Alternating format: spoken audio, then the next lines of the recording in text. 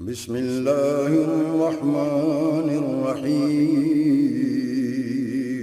شروع اللہ کے نام سے جو بڑا مہربان نہایت رحم والا ہے۔ ہمارے درمیان پاک وطن بار ایسوسی ایشن کے صدر راؤ رحمان اللہ خان موجود ہیں اور ان کے ساتھ ان کے جنرل سیکرٹری اویس پاشا صاحب موجود ہیں۔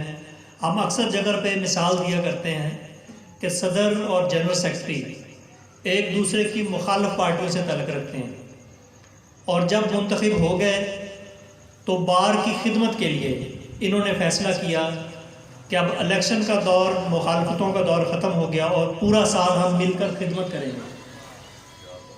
تو یہ مثالیں ہم اکثر جگہ پہ دیتے ہیں، اور یہی اگر ہمارے جو مرکز میں جو ہماری جماعتیں جو اسمبلیوں میں موجود ہیں، اگر وہ اس کو سمجھ لیں کہ اپنے علاقہ کی، اپنے عوام کی، اپنے ملک کی، اپنے ووٹرز کی خدمت کے لیے جب تک اگلا الیکشن نہیں آتا، اگر وہ اپنے اختلافات کو بھلا کر صرف خدمت کے جذبے سے کام کریں تو ہمارے حالات بہتر ہو جائیں گے۔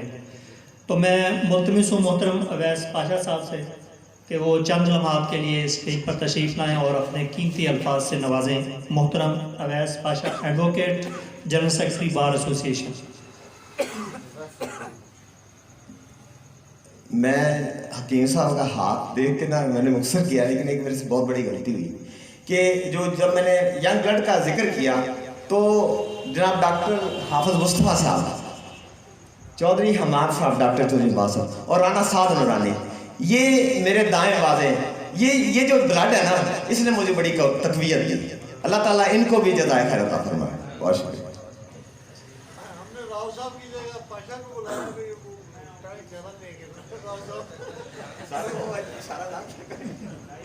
اعوذ باللہ من الشیطان الرجیم، بسم اللہ الرحمن الرحیم۔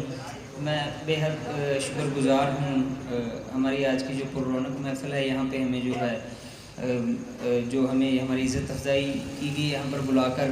تو چونکہ میرے سارے ہی بڑے بیٹھے ہیں، کافی ساری میلاد کمیٹی کی بات ہو رہی تھی، راؤ صاحب بتا رہے تھے، بالکل جب سے میں نے ہوش سنبھالی ہے تو ان کو ہی دیکھ رہے ہیں، ماشاءاللہ میلاد کمیٹی جو ہے یہی چلا رہے ہیں۔